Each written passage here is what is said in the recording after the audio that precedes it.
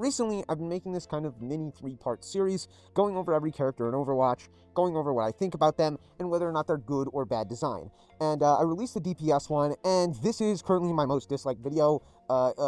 It seems to be pretty controversial. For a while, it was like a 50-50 split. Now it's around, and then it became like 60-40. Now it's sitting around somewhere in 70-30. So it's not great. It's not great. But I feel like the issue here is like, okay, if you just don't agree with me, because it definitely was opinion. But the thing is, okay, it definitely was opinion-based. A lot of it was opinion, and I did kind of ask for it because I was almost intentionally trying to ruffle feathers. I was going out of my way almost to say, like, really just harsh, unnecessary shit about certain players, and I definitely did have the intention of trying to stir the pot a little bit.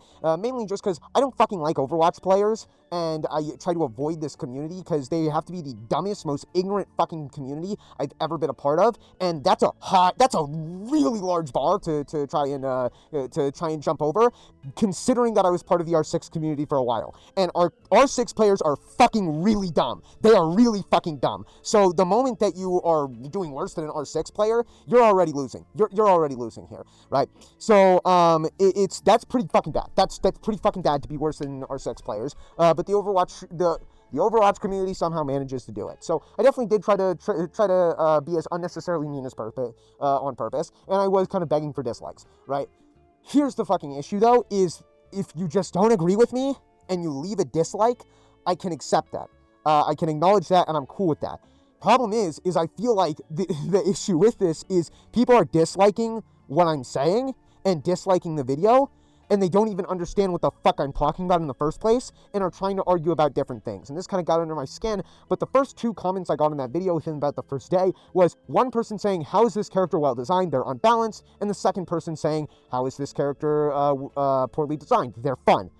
And this kind of got under my skin because I had a whole segment that was almost 20 minutes long going over my qualifications and what good and bad design is, and what good and bad, and basically what is like depth and all that kind of bullshit. And I tried to explain it as best as possible, but apparently it just went over people's heads, and in literally the first 5 minutes, I say fun and balancing are not factors of good design, because balancing changes, and fun is mainly subjective, right? However, those first 2 comments that I got clearly skipped that first segment, clearly just skipped to whatever they wanted to see, and then wrote the comment there, right? Which kind of got under my skin a little bit. So I want to make a very, very important video that's a lot more detailed. Basically taking this concept and making a full dedicated video that is just detailed about this, and I want to go a bit more in depth with it, right? And also just talk about what is depth, what is all of these things, because I say a lot of buzzwords that I don't really explain and don't really elaborate on any of it, right? So that's basically the purpose of this video, and that's what I'm going to try and do here today. I need another jacket. This hood, I don't like this hood. All right. So let's do this one more time. Something that is well designed is something that has a lot of depth, which really all depth comes down to is how much content and how much enjoyment can you squeeze out of the game before it gets dull, right? With something like a story-based game, you can really just have a simple gameplay loop that doesn't really have a whole lot of depth and not try to keep people engaged with new mechanics or new stuff, but you can try to keep people engaged in a different way by basically having a story that encapsulates the audience, or try to essentially give the promise of gear and unlocking new abilities and new things, right? This can also fill a sense of depth. However, with a multiplayer game, you just can't do this, right? For the most part, the story in most multiplayer games really just takes place in the background and doesn't really matter all too much, and it's just there to give characters a bit more personality, to make them feel a bit more fleshed out and a bit more real, and give you a reason to try and play them, right? As well as most multiplayer games, you're not unlocking things or progressing or changing as the game continues through stuff like gear and XP. However, there are some where this is where the depth comes in, through items and buying stuff, as well as unlocking things too. Some multiplayer games do have a level system, which can offer some depth within their core gameplay. And of course, disclaimer, this is not including gaining outside XP to unlock loot boxes or any such thing like that, or like cosmetic items that are not within the game, right? This is not trying to include stuff that's outside of the game. While this is a factor that can keep people engaged, this is more addiction than actual enjoyment and actual fun, right? And this doesn't actually give depth to the game. As if we were all machines and we were completely 100% logical, we'd never buy a single one of these cosmetics at all because it just doesn't provide any real value. But we're not machines, and we can get a lot of people to play the game based off cosmetics. So of course, because most multiplayer games don't work off this, most multiplayer games aren't like this, you can't try to fill content and encapsulate people with just a good story or by giving the promise of gear or XP for the most part, right? Because we aren't a multiplayer game like that, right? The majority of them, you have to make a fun gameplay loop that the game itself has a lot of depth, right? The game itself keeps the player encapsulated and keeps the player to keep coming back and keep playing because the gameplay loop itself is fun and replayable. And of course, in order to create this real depth, in order to create depth, you're going to need strategy. Strategy is almost the building blocks of depth and of making a game that is replayable and fun. And of course, you're also going to need to create characters and abilities within those characters that also promote this strategy and promote this sense of depth too. And they need to have depth within themselves. The core game itself cannot just have a bunch of depth, but the characters within it need to have that as well. This sense of strategy and depth is created by providing both limitations as well as options for both sides. And this is able to create counterplay based on those limitations and based on those options. In any well-crafted RPG, you have to pick and choose your strengths and weaknesses. You have to choose what skills you want, or abilities or stats.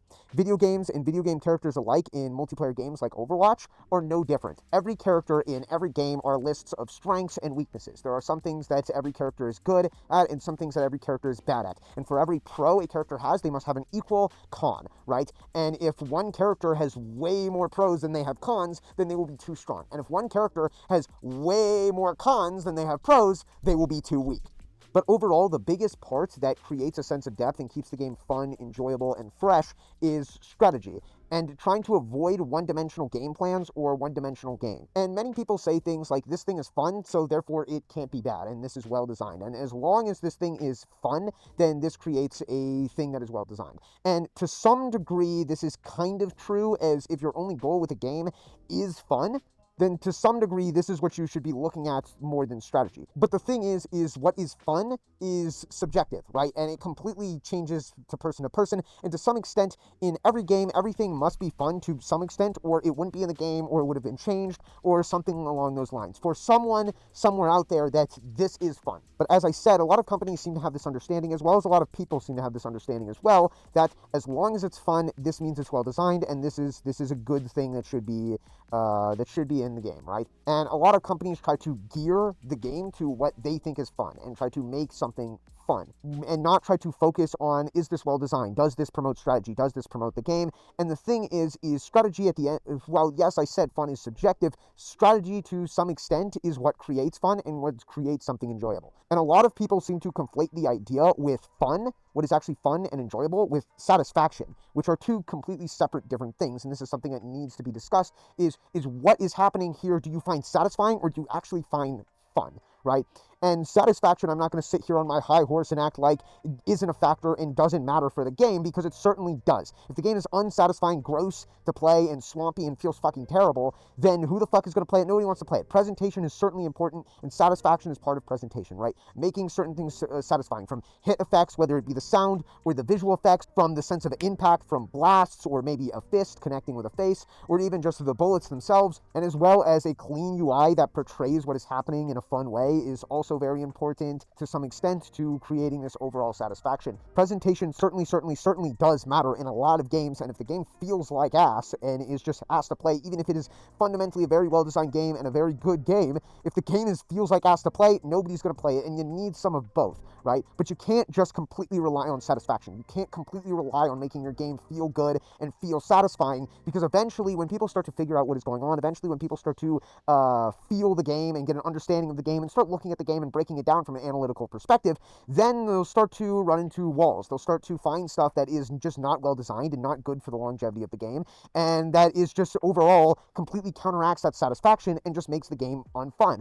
Or, on the flip side, you could also just have a game that's just boring and dull, but has a bunch of jingling keys and satisfying things going on to keep you engaged, and that will only go so far. You can only hear or feel the same hit effects so many times until they lose their effect, right? So you need to have a gameplay loop that is fresh and keeps you going. And as you can see with something like Overwatch, it doesn't matter how many cosmetics or graphics you try to put into the game. Eventually, your game is going to die if you just don't keep the game with a good amount of strategy that is fun, right? If you don't keep updating the game with stuff that actually matters, with content that people actually want to enjoy, and the game is overall just boring and one-dimensional, then the game's gonna fucking die, right? And there's no amount of cosmetics, no amount of crossover events you can do to keep people to stick around, right? So of course the game is going to need a lot of depth. It's going to need a lot of content to keep you coming back and keep you engaged and to keep you playing the game over and over and over again, right? And there's two major ways to do that by doing updates, right? Either the game itself can be good and well designed with a fun gameplay loop that promotes strategy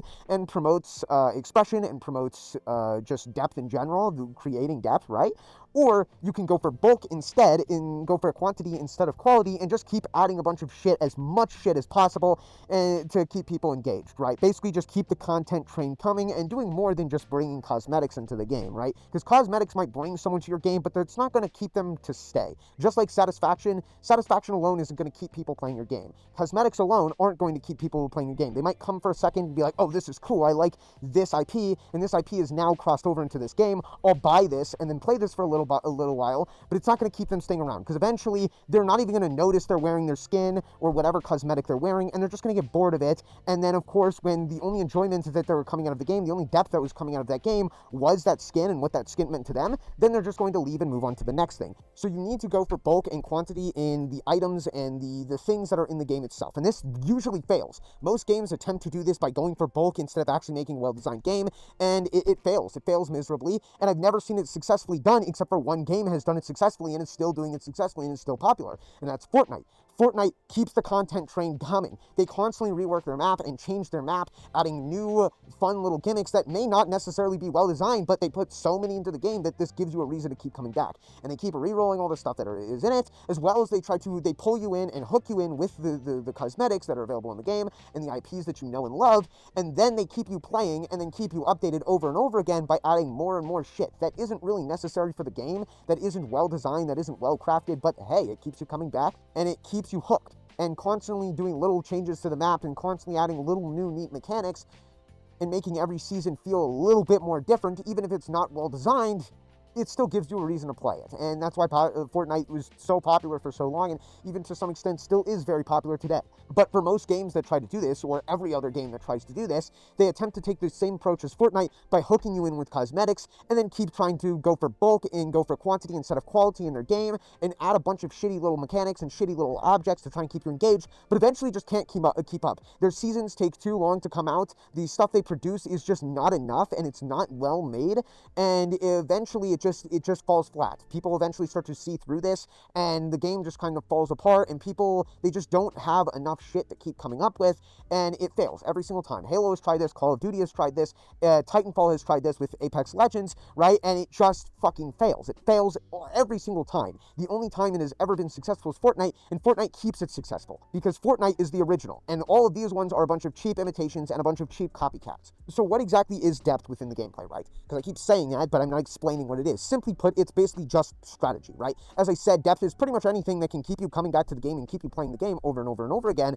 without it becoming dull, boring, repetitive, or just unenjoyable and unsatisfying, right? As long as you keep playing the game, the more you are able to play the game, the more content you can squeeze out of the game, this is depth, right? But a lot of this depth that comes within the gameplay comes from strategy, right? And having a game with a lot of strategy and options to think about, forcing you to measure risk and reward in every scenario, and making every scenario feel different based on what strengths you have at play and what weaknesses you have at play, as well as the strengths and weaknesses your enemies have at play, and being able to use all of those in combination to try and come up with the best options in order to overcome a challenge and lead to success.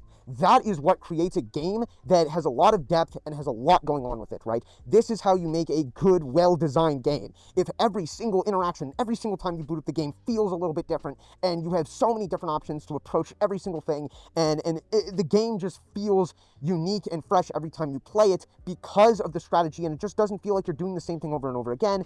This is what creates a gameplay that people are going to keep coming back to and find enjoyable. Because when you're playing and doing the same thing over and over and over again, why the fuck are you playing this game? Eventually, you're just going to quit because you felt like you've done everything in the game. But as long as you keep having more stuff to express yourself with, having more options, and keeping the strength of that strategy, right, then this is what is going to inevitably create depth. And a lot of that comes from all these options, and options being available into the game, combined with these limitations, is what creates risk reward, and what creates having to think about your risk reward, and having to think about all the different aspects at play, and all the different factors here is what makes the game feel fresh and new every single time, because it's very, very, very rare that you're going to keep being in a game like Overwatch, or a game like Rainbow Six Siege, or a game like Valorant, or even like a fighting game or something like that. It's very, very, very rare that you are going to be playing the same map over and over again, with the same exact characters, with all the same exact options at play, and it's rare that the game will feel the exact same every single time. And when it does, this is a sign of a bad game.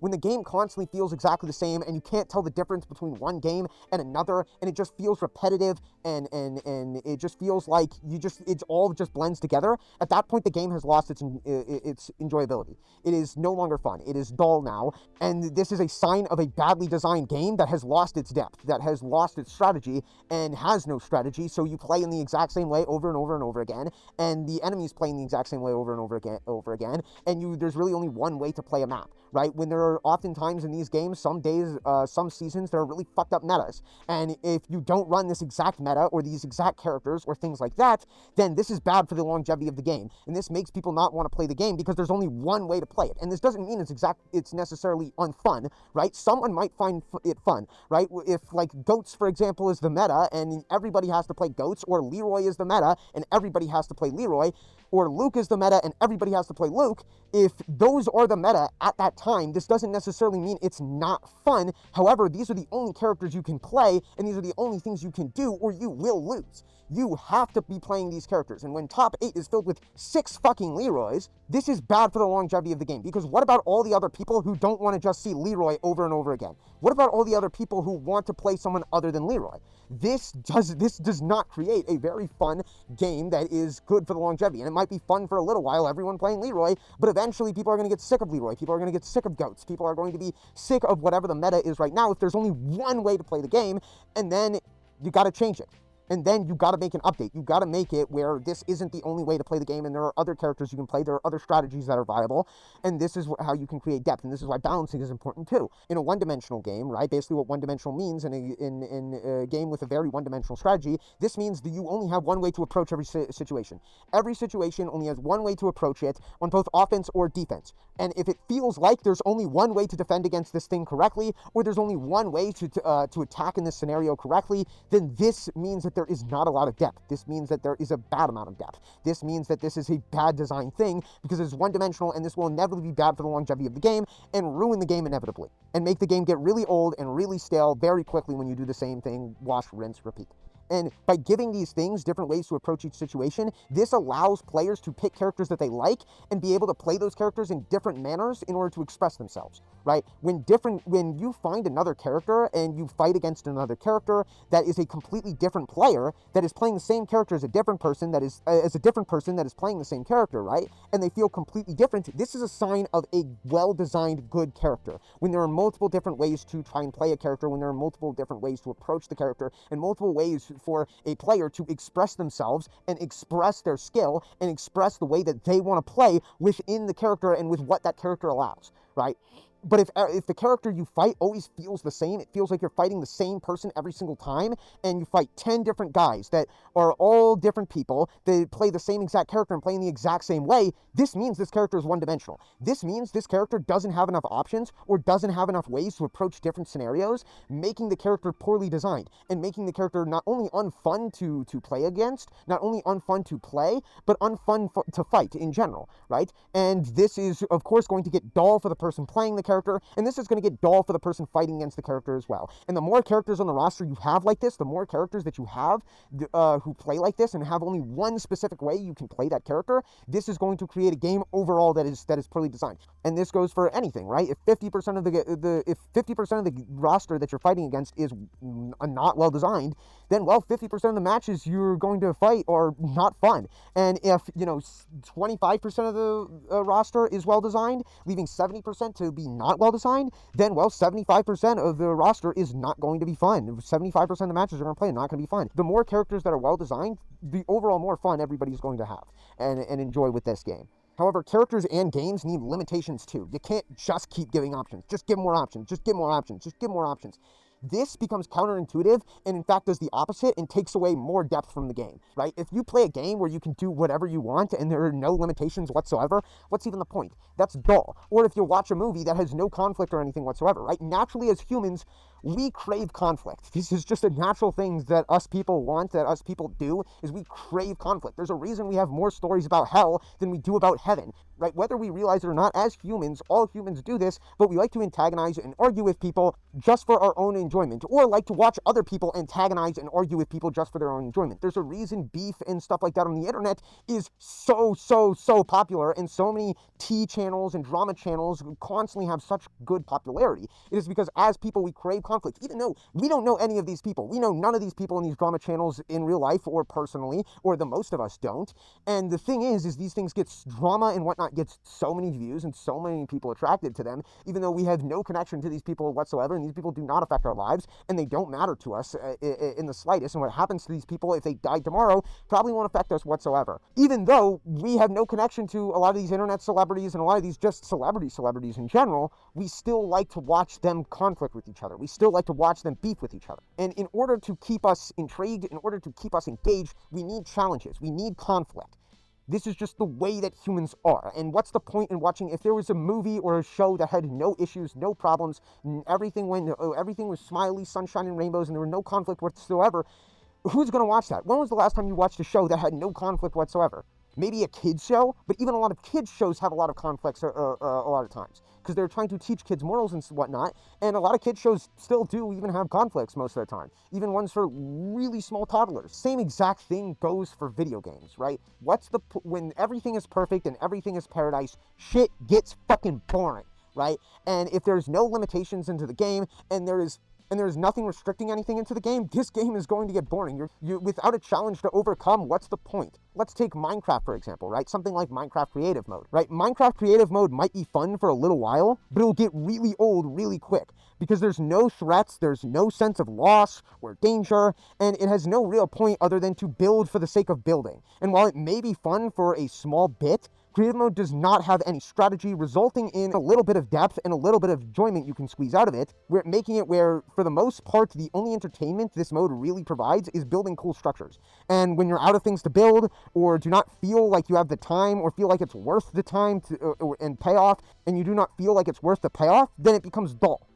Survival mode, on the other hand, has a lot more to the game, and most people overall find survival mode much more enjoyable. And that is because it does have that tension, it does have that threat of danger, and for the ability for you to lose. But because of that ability to lose, you also have that ability to win. However, the content in that game for creative mode versus survival mode is the exact same. The only difference is survival mode offers limitations. It gives you limitations, making the game much more enjoyable, much more replayable than creative mode is, right? What's the point in doing anything if you can already do everything? There's no point in a game that truly has no limitations or too many options. And in a multiplayer game, if every character is able to do everything at the same time, then this becomes counterintuitive and every character feels the same. And this was my issue with 2XKO, and why I don't think it's going to be a great game that people aren't going to enjoy, is because everything has too many fucking options. This game offers you every option, and because it offers you every option, almost every single character feels exactly the same. Every character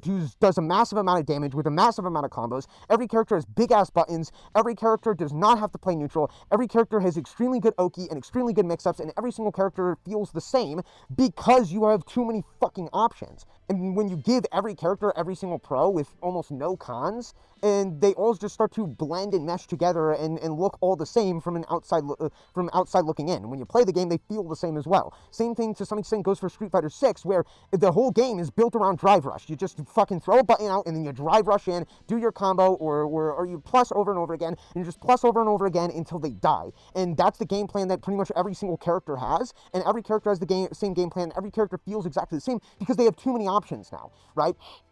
And any character that can't do that, any character that doesn't get loopable Oki off of throw, any character that can't just press a massive button into drive rush and be plus over and over again, they're bad and they're unplayable and you can't play them. Meaning every single character feels exactly the same to fight. Ken feels the same exact way to fight as Luke or Jury or any of these other characters at a high level because they just do the same shit over and over again and they're just plus over and over again until they win. Giving too many options can be just as bad as giving almost no options and making the game too limited. So when we're talking about multiplayer games and when we're talking about things that are well designed, what we're talking about here, or at least what I'm talking about here, are things that offer depth, that offer replayability, and offer many different ways to approach each situation. By providing limitations and providing pros and cons to everything, but not also giving them too many options. This creates a game that gives a lot of strategy and a lot of different things to think about. It makes every little interaction feel a little bit different each time, giving a reason to come back to the game, making you never feel like you ever really ran out of content for this game. And this is what creates a fun and enjoyable experience. However,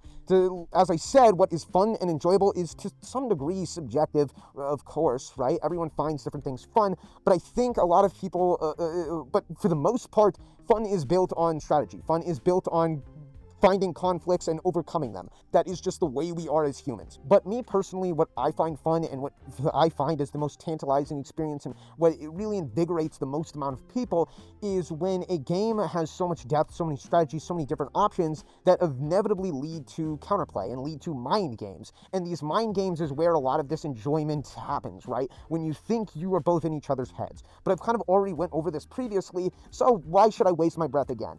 Take it away, ICT from the past, to go over their team. But of course, you can't do that until you got an advantage.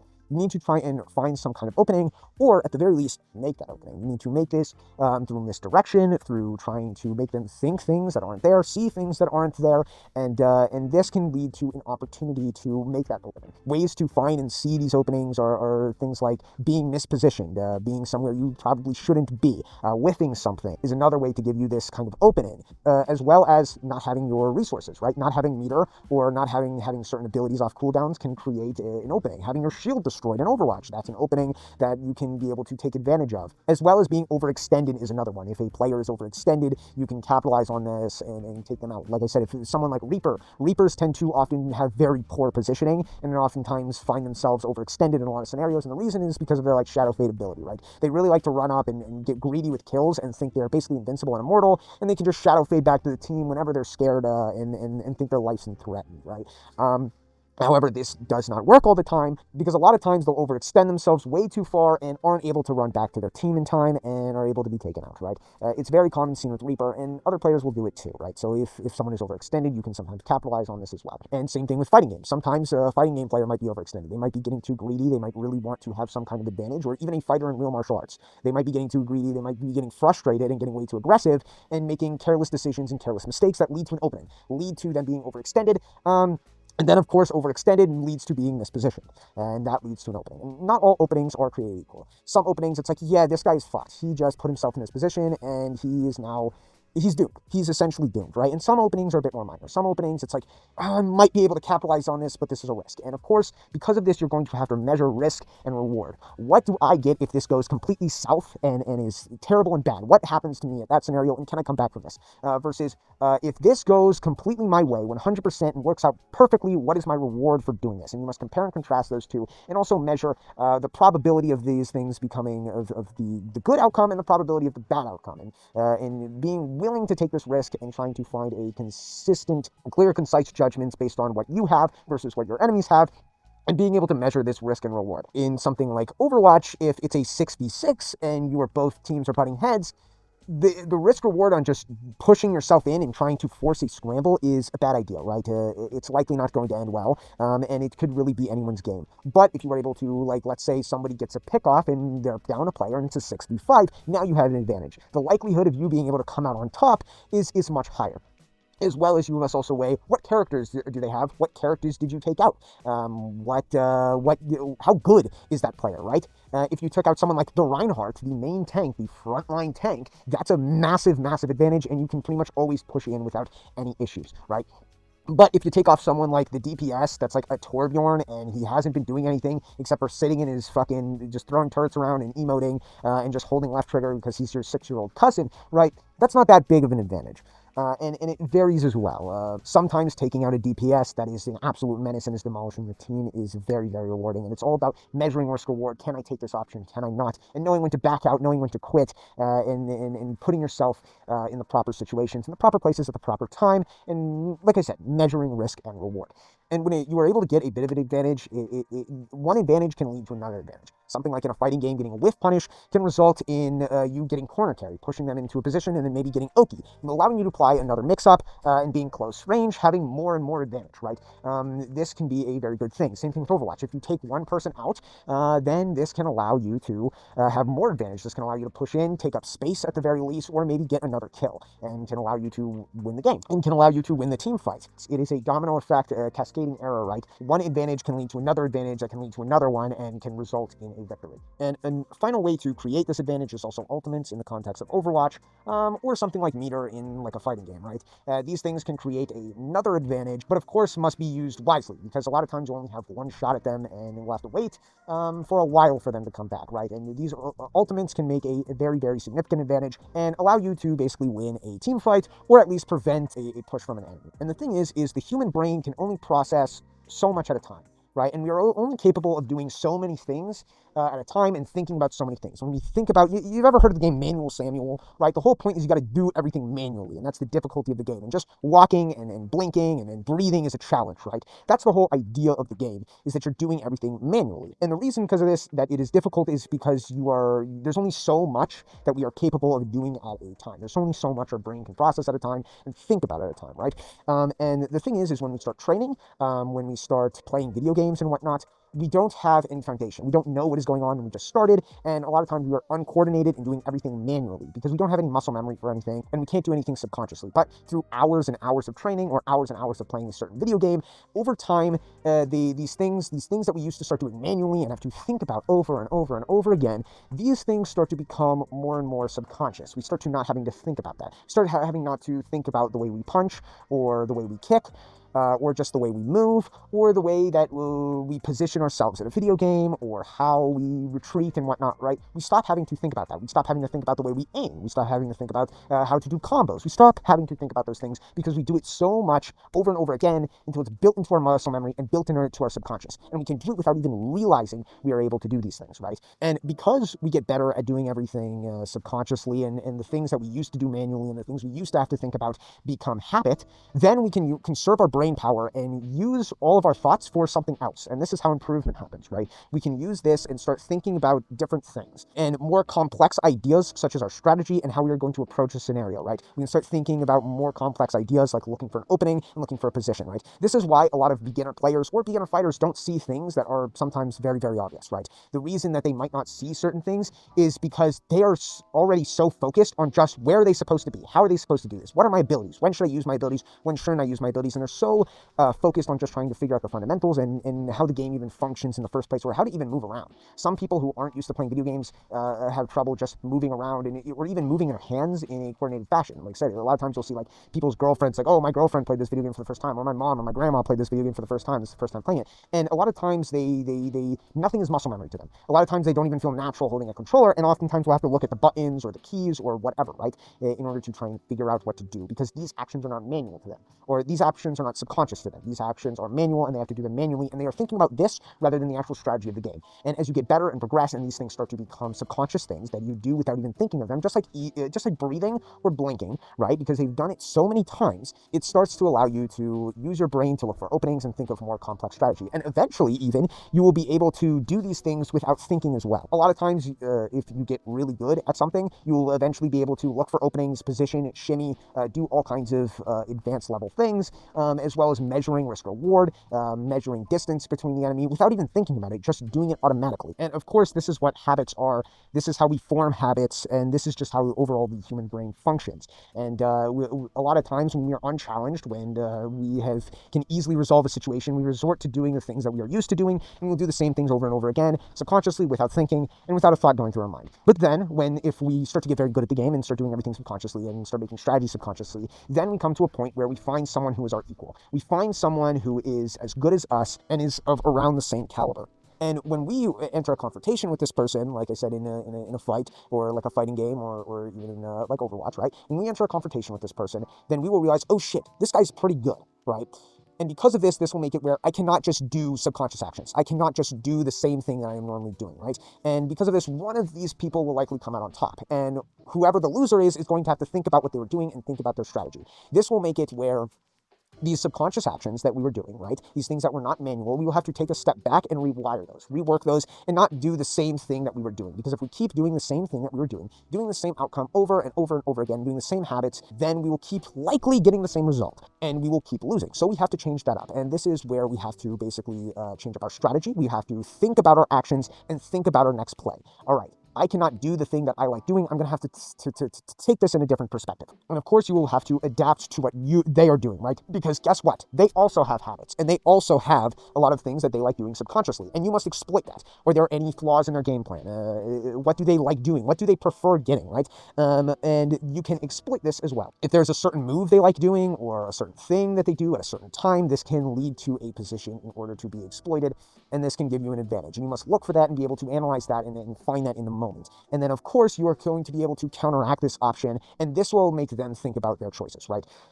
If they are doing something that is frequently being countered or doing something that is too predictable, they have to think about that. They'd have to think about what they were doing and then think, okay, I'm just doing this because I'm autopiloting, which is like what I like to call it. I'm autopiloting, right? Oh, this is just an autopiloted action that I'm doing over and over again because I have conditioned myself to do this because it has got me to where I am and it has become a habit for me. So then they will have to think about that and rewire their brain, right? Be like, okay, I can't do that. I can't just use this move that I like doing over and over and over again, right? Because if I do, then they will respond back and punish me for doing so. And this causes them to switch it up and try to counter your play style by changing the way that they think. And then, of course, if you want to get the advantage on them, then you will have to change the way that you think and then counter their play style. And then it goes back and forth, and this leads to mind games. This leads to more things happening, and this leads to a lot of depth and nuance in a fight, where both of you guys are in each other's heads, both of you guys think you're in each other's heads, and you have to use misdirection and think and change up strategies and change up your rhythm, right? But let's take something like Candyland or Sorry, for example, the board games, right? These games are a perfect example of games with no depth and no strategy. These games are just not fun for the vast majority of people and have no real nuance to them either, right? These games are very one-dimensional. There's really only one way to play them, and the game is kind of already set before you even start playing, just based on whatever cards you roll. And there's very few times you get to actually make options where the game actually has to have some choice or decision-making. And because of this game is not very replayable. Both of these games are not very replayable. These are not games you're going to really be able to play a whole lot over and over and over again. However, of course, these games aren't made for me. They're probably not made for you. These games are made for fucking children. And if you know anything about children whatsoever, it doesn't take a master therapist or a psychologist or a peer-reviewed study to know this, but children are fucking dumb. They are really fucking dumb, stupid, dumb little idiots. And because of this, because these games are made for children, they don't need a lot of depth. They shouldn't have a lot of depth, and they're purposely designed not to have a lot of depth or be very complex games. And they're purposely designed to not have a high skill ceiling. They're purposely designed where pretty much everyone, it doesn't matter who you are or how sweaty or good you are, right? Or how good you think you are. Pretty much everyone's going to be playing at the same level because the game is so one-dimensional. And it's purposely made to be one-dimensional because, as I said, kids are little dumb, little stupid idiots that are just, and children are basically completely incapable of planning or thinking ahead, right? Children are almost completely incapable of planning or thinking ahead whatsoever. And they have a very one-dimensional mind and really think in only one specific way. And evolutionarily, children are designed to do this. Children are designed to be very one-dimensional and just kind of do whatever is happening at the time, and aren't really intended to be able to critically think about the world or come up with their own opinions or formulate their own options or have much forethought whatsoever. Because the point of children and how we have evolved through hundreds and thousands of years is because children are essentially just clones of their parents. They are essentially just taking both genetic components of their parents, coming out, and then basically, and children's entire intention and all they do for their first years of their development is copy and do whatever is going on in their environment. And they will both, whether they realize it or not, take the traits of their mother and their father, and they are designed to just absorb as much information as possible, but not be able to actually come up with their own options and not be able to actually think too much about any situation and have a very one-dimensional mindset. And they're purposely designed this way because this would be counterintuitive to their development. If children were autonomous, if children could think about their own actions and make choices for themselves and have forethought for themselves, then this would be counterintuitive for their development, and this would make it where they would no longer be clones of their parents. Children's games are, of course, purposely designed to have little to no depth and have no resemblance of a skill ceiling whatsoever. So, of course, if they did, this would cause frustration. A lot of times these games are played with families, right? And if they did have a lot of depth, if they did have a lot of nuance to them, this, of course, would cause these children to become frustrated when Big Bro comes on and is basically just trying to swag on them and is being unnecessarily mean and stomping them into the ground, right? But by removing this skill ceiling, by providing no depth whatsoever, this removes this frustration that these children might come across. They're almost a bit like Genji Bands. Moving on. Right, so of course these games are not well designed, and personally I don't think we should be raising our kids on this is just my philosophy. You can skip past this segment if you want, but I don't think we should be raising our kids on shit like this. I would never raise my kids on some shit like Candyland or Sorry. I wasn't raised on shit like Candyland or Sorry. I had to play fucking Settlers of Catan and D&D and that stupid fucking Crow board game when I was like 8 years old. So thanks fucking dad, and he'd make me play, what is that fucking game, Red Dragon Inn, and he'd be like, oh, you gotta pick fucking from these 5 characters, you can't look at them, pick one of these cards, and they're all from the first expansion, and oh look, you got Gurky again, and I get to choose my fucking card, and I'm gonna play the stupid fucking guy with the totems that's my own edition that's completely broken, and ruin your fucking day. Yeah, thanks dad. But for the most part, these games don't need to have depth. These games do not need to be complex, and having depth and being complex in a children's game is counterintuitive and bad for the child. So as the only thing that a game really needs to be a good children's game is to be colorful and fun. And this is the reason, right? Children love colorful, fun shit, and that's really all that matters to them. This is the reason that games like Fortnite are so popular with a younger demographic and so popular with children, is because this game is colorful and fun, and they do this intentionally, and they intentionally are trying to market to a younger audience. This is the reason that a lot of YouTubers, when they start to try to gear over to be family friendly, when they start to try and realize that they are getting an audience from children, they dye their fucking hair, right? Because they are trying to gain a young demographic. They are trying to be colorful and fun. This is the reason that, while of course top-level YouTubers, a lot of these top-level YouTubers harvest and gather all of their views from children, they have so many fucking goddamn jump cuts and these bubbly, popping, stupid fucking bright-colored, all this shit, and they make their thumbnails with these dick-sucking faces with making their eyes bright and blue and just completely over-designing their thumbnails. All this shit, just over-designing everything and trying to make things as colorful and poppy and expressive as possible, because children are fucking dumb and they'll just pay attention to literally anything as long as it has enough effects and jingling keys in front of them. Right? And there are some games that have a little bit more depth but are not much better, like Guess Who. And while there is some strategy and racial profiling, and there's definitely some level of skill and some level of a skill ceiling to it. For the most part, it's still fundamentally limited in the way that it works.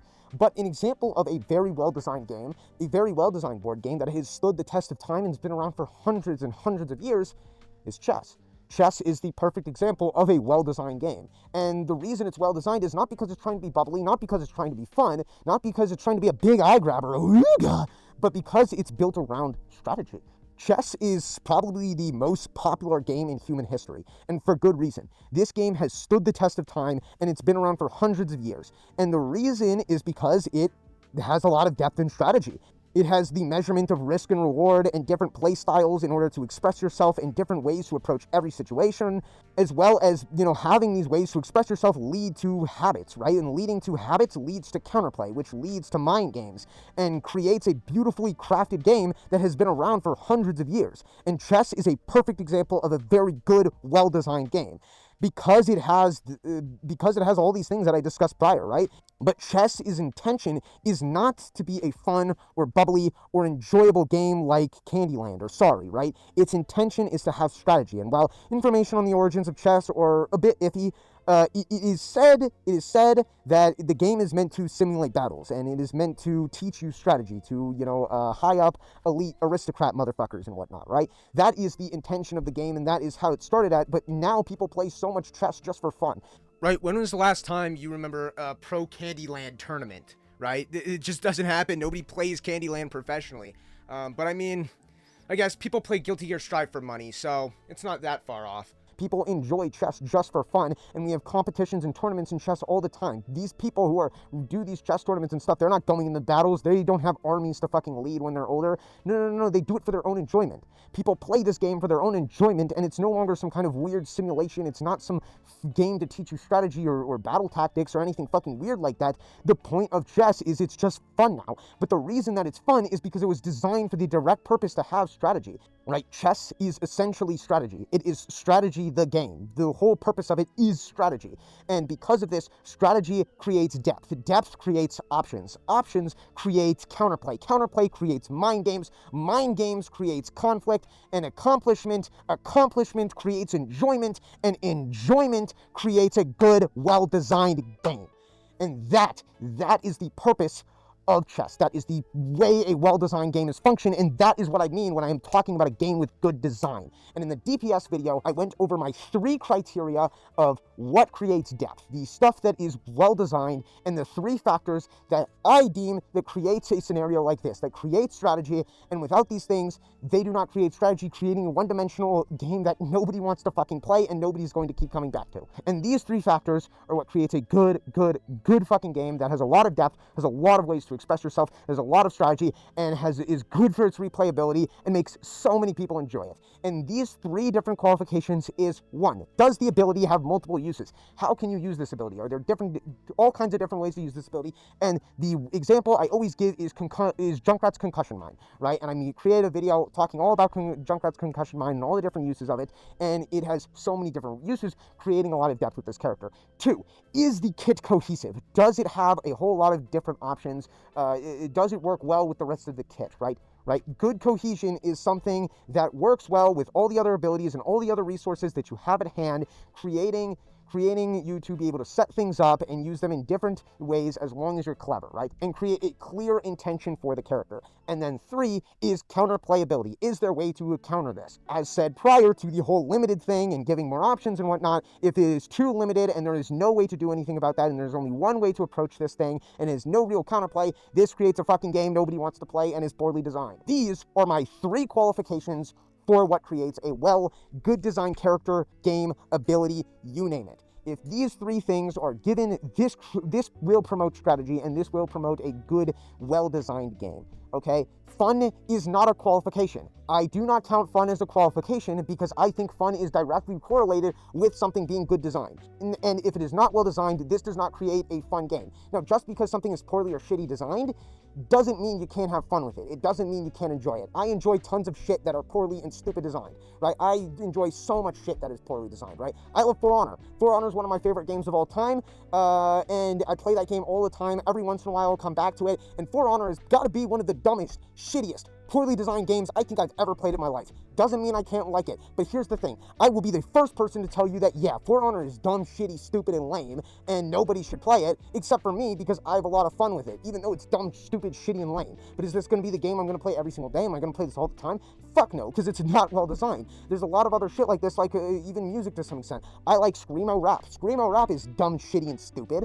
I like Lil Darky and Josiah, right? As well as I like Weezer. I like Salt and Vinegar Chips. I like Takis. I like smashing my testicles with a mallet for sexual relief.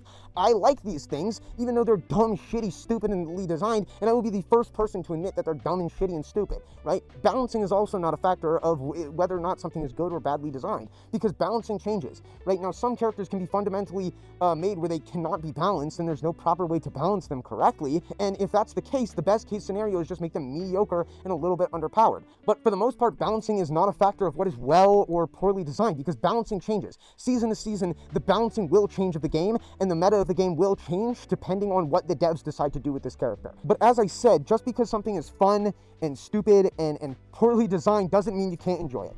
It doesn't mean you can't enjoy it. And like I said, I will always tell you that these things are dumb and stupid and are poorly designed. But the thing is a lot of people cannot accept this. A lot of people cannot accept that they like something that is dumb and shitty and stupid, and instead they will try to lie to themselves, they will try to lie to everyone else, and gaslight the community into believing that the thing that they like is not dumb, shitty, and stupid. And don't do that shit. Do not do that shit. I don't mind if you like something that's dumb and shitty. I like stupid shit all the time. We all like stupid shit. Everybody has something that's really fucking stupid that they really like, right?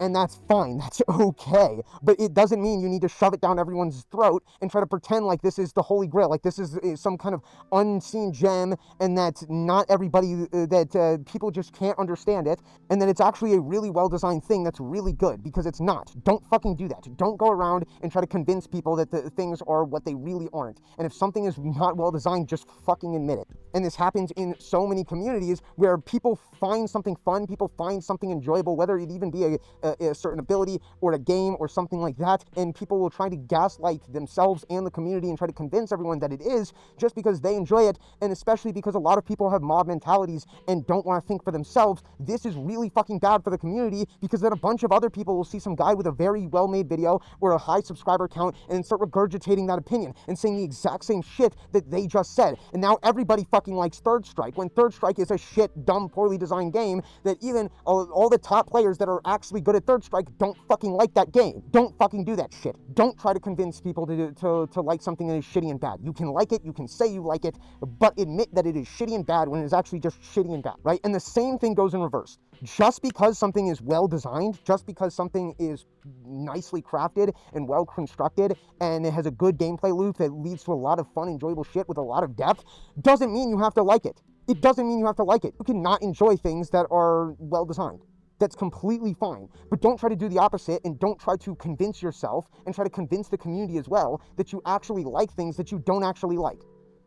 Don't do that shit. That's what we call a culture vulture, and nobody fucking likes those guys. And these are the death of every single community. I have seen so many games that I have loved die because of this reason, because these things become popular, and you get a bunch of culture vultures that want to jump on these things because these things are well designed, these things are well crafted. They come out of nowhere, they fucking jump and leech all up onto this thing, and then pretend like they were here the whole time, like some kind of fucking memory parasite, and then try to force themselves into the community, try to be involved in the community, even though they don't actually like the things within this community, and they don't actually like the thing that they are pretending to like, and then all they do is sit there and bitch and complain and want the thing fundamentally changed to something that they do like, when they don't actually respect the game and they don't understand the game either, right? And when things become just overpopular and overcrowded, it creates a bunch of culture vultures that just want to fit in, and they come out of nowhere, and the whole time they don't truly care for the thing. They just want to pretend and make everyone think that they truly care for the thing. And because of this, they do not care for that thing. They do not actually care to do their homework. They do not wish to know anything about that. They just want everyone else to think that they know things about that. And they don't actually understand it either. They don't understand what's good about it. They don't understand what people like about it. And because of this, and they just simply don't like it, and nor do they wish to. And just because they simply don't like it, they sit there and they complain and bitch, and they bury themselves in ignorance and overall swarm the community and be obnoxious pricks that nobody fucking likes, nobody wants to talk to, nobody wants to be around, that don't understand the game, that complain about the game fundamentally at its core, and aspects about the game that they simply just don't enjoy and just is not for them. And they just ruin the community, and then eventually they become the majority, because a whole bunch of other people start to swarm these things, and then this thing will start to become popular, and then now everybody's fucking a part of it. And now the majority are a bunch of people who do not actually respect the thing, they do not actually respect the thing that they are pretending to like, and this event inevitably ruins the community. It makes the community a bunch of obnoxious retards who don't actually understand what they're talking about, and in turn, if it's something like a video game, then the game companies will start listening to these people and taking bad information from these people, because they want to change the game and change it to something else. And they start to complain and want all these different demands and changes to make a game something completely different, to make it something that appeases to them when they don't like or understand the thing. And inevitably the companies that think they're doing the right thing, that think they're doing the righteous thing and listening to their community, will listen to their dumb fucking community filled with a bunch of culture vultures that don't actually fucking like the thing, and the thing isn't for them, that are forcing themselves to like the thing because it's fucking popular. at the time, then the game companies will start to listen to them, and they'll start making decisions on what they want, and then this ruins fucking everything. And it ruins the community for them. It ruins all the people who are actually part of the community that actually like the thing. And this is how you get Overwatch 2, a game that nobody likes anymore, because they listen to a bunch of stupid people who didn't actually like the game for what it was. And I have seen this happen over and over and over and over and over and over and over and over again. Over and over again. I have seen this happen where things blow up, things get popular, and people run into them head first and ruin them for everybody. And it just doesn't just happen with video games, it happens with everything, and it ruins the community because they're obnoxious idiots that don't truly understand what the fuck they're talking about or what's going on. And then just make the community seem like a bunch of fucking morons. So if you are a part of this community and whatsoever, you truly actually care for this community, and you're truly actually a part of it, then you look like a fucking idiot because you're lumped in with these people who just ruin the whole thing for everyone. But yeah, that's about it. I hope you now know what I'm talking about when I say good and bad design. I hope you now understand. The only thing I wish these game companies could understand as well. And right now, it's just, they just don't care about making well-designed games, and they're trying to appease fucking children. That's what game companies are doing right now, is they're trying to appease children, and because of this, they are removing depth. They are removing skill ceilings. They are either taking away a bunch of options or putting in too many fucking options on the other side of the spectrum. And because of this, this has been ruining game communities because they're trying to appease a bunch of people who don't actually care for the game and a bunch of impudent fucking children who just want to complain. And now it's come to the point where I was a part of the Overwatch community. I played Overwatch for years. I played Titanfall for years. I played Call of Duty for years. I played Rainbow Six Siege. I was part of the FGC for years, playing Tekken, playing Street Fighter, playing anime games, going to locals. And now the only fucking multiplayer game I play anymore is Paladin. That is where I'm at right now. This is my only refuge. This is the only place I can go where I'm not surrounded by these fucking people, is Paladins. Because it's so shitly and poorly presented that these people will stay away from it. It is like poison to them. Because they're a bunch of culture vultures that just want to jump onto the next popular thing. And because Paladins is not popular and never will be popular, this is my refuge. This is the only game I can play anymore, and this is the only game that is enjoyable and fun anymore. Is because of people like these. And this is what has ruined modern gaming, is trying to appease a bunch of fucking children who just want to jump to one thing to another. That's about it. Peace.